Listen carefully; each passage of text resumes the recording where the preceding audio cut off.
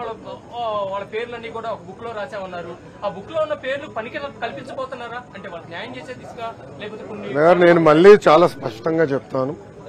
నా యువగలం పాదయాత్రలో స్పష్టంగా ప్రజలకి కార్యకర్తలకు నేను హామీ ఇచ్చాను. ఏ అధికారులు వైకాపా నాయకులైతే చట్టాన్ని ఉల్లంఘించి ప్రజల్ని తెలుగుదేశం పార్టీ కార్యకర్తలు ఇబ్బంది పెట్టారో వాళ్ళపైన ఎంక్వైరీ చేస్తాం. అధికారులకు సంబంధించిన విధంగా జ్యుడిషియల్ ఎంక్వైరీ చేస్తాం. ఎంక్వైరీ నివేదిక మేరకు సర్వీస్ నుంచి డిస్మిస్ చేసి జైలుకు పంపించేదాన్ని కూడా నేను వెనకాడను అని ఆనాడు ప్రజలకి చెప్పా, కార్యకర్తలకు చెప్పా. అది ప్రజలు ఒప్పుకున్నారు. అందుకే ఈరోజు ఎప్పుడు లేని విధంగా మనకు మ్యాండేట్ వచ్చింది. తప్పనిసరిగా ఇచ్చిన మాట, ఇచ్చిన హామీ నేను నిలబెట్టుకుంటాను. అండి నేను వైకాపా దయచేసి వైకాపా నాయకులకి పార్టీకి సూచించే స్థాయి నాది కాదు. మేమేం చేస్తాం చాలా స్పష్టంగా చెప్పాం. కక్ష సాధింపులు, హెరాస్మెంట్లు, ప్రభుత్వ ఆస్తులు ధ్వంసం చేస్తాం, ఇది మాకు రాదు, మేము చేయం. ఇదంతా ఆ పార్టీకి తెలిసింది. అందుకే ప్రజలు ఈరోజు ఇలాంటి మ్యాండేట్ కూటమికి ఇస్తాం జరిగింది.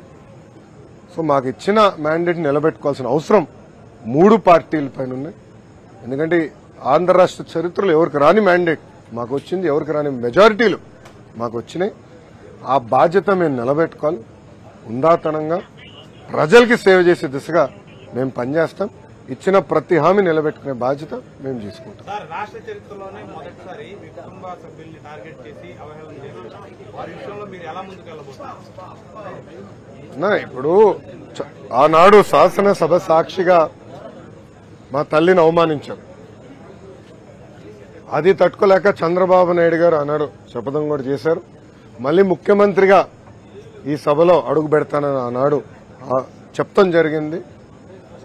ప్రజలు అది గమనించారు. అందుకే ఇలాంటి మ్యాండేట్ మాకు ఇచ్చారు. మీరు ఈ ఎన్నికల ప్రచారంలో కానివ్వండి, గతంలో మేము అధికారంలో ఉన్నప్పుడు కానివ్వండి, ఎప్పుడు కుటుంబ సభ్యులు జోలికి వెళ్ళలేదు. వ్యక్తిగతంగా దొంగ కేసులు పెట్టి ఎవరన్నా జైలుకు పంపించిన ఆలోచన మాకు గతంలో లేదు, ఇప్పుడు కూడా లేదు. ఏమైనా తప్పులు చేస్తుంటే చట్టాలు దాని పని చేసుకుంటూ వెళ్తాయి తప్ప మేము ఎక్కడ ప్రజల్ని ఇబ్బంది పెట్టాలనో వైకాపా నాయకులపైన కక్ష సాధింపు చేయాలనేది మా ఆలోచన కానే కాదు. కేంద్రంలో మీరు భాగస్వామ్యం ఉన్నారు. ఇప్పుడు కేంద్రానికి రావాల్సిన అంటే రాష్ట్రానికి రావాల్సిన రాయితీల్లోనూ కొన్ని హక్కుల్లోనూ వాటి విషయంలో ఏ విధంగా గతంలోనే చెప్పాము. నేను కూడా ప్రధానమంత్రి గారు ఉన్నప్పుడు నేను మారటం కూడా జరిగింది.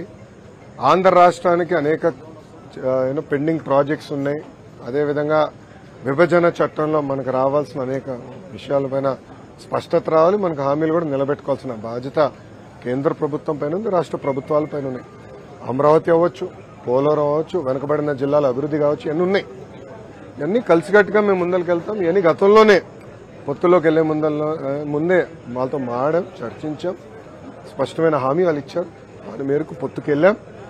ఈరోజు తెలుగుదేశం, జనసేన పార్టీ ఎన్డీఏలో భాగస్వామ్యంలో మేము కంటిన్యూ అవుతాం. దాంట్లో ఎలాంటి డౌట్ లేదు.